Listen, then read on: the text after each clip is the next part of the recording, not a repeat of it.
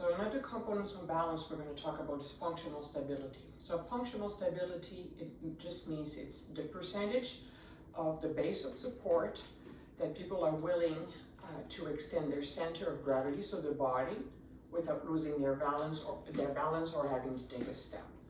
So when my feet are stationary is how much my upper body I can move without losing my balance or without having to, take a step.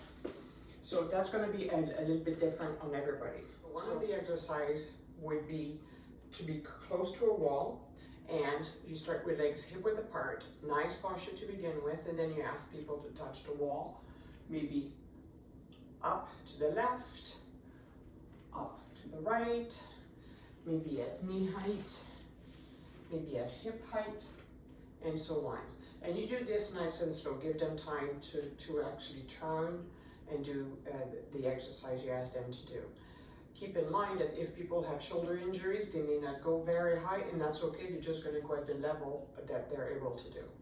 Then you can ask them to repeat that. You go up to your left, go as high as you can, as high as I can to do the exercise, and so on, as far as I can to do the exercise. You progress from this by bringing your feet closer together. So you start hip width, then you get feet closer together, reposition, nice posture, and then you start again.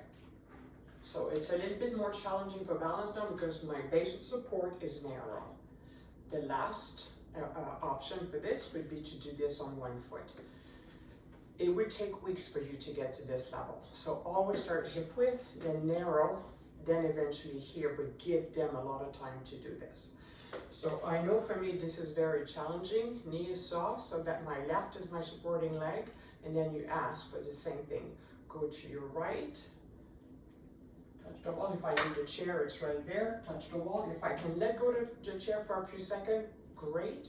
And then you ask for the same thing, go to your left, and so on. So this takes time and it's a progression. Hip width to start, narrower stance until eventually you do 1 foot. Another exercise is I'm going to use the chair and again use my water bottle. So with the water bottle, you ask people to bend over at the hips if they're okay.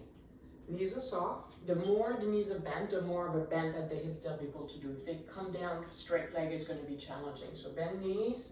Then I'm going to reach with the chair to make sure that it's far enough so that it takes work for me to get to that. So you start with the water bottle. You ask them to place the water bottle on the chair. Come back up and maybe pick it up with the left.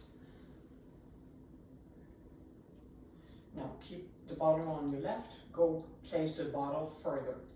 I'm going to place it as far as I can and come back up. Then you ask them to pick it up maybe with the right hand. I'm a little tighter on the right side and I can feel that when I bend over, and then so on and so on until they can go as far as they can or their heel starts to come off the floor, but without them having to take a step. Then you can do the same with the right side. So I'm going to ask to put the bottle on the right, so on, and then you would do, when you do the left, you would do the same thing with the left. So then I pick it up again,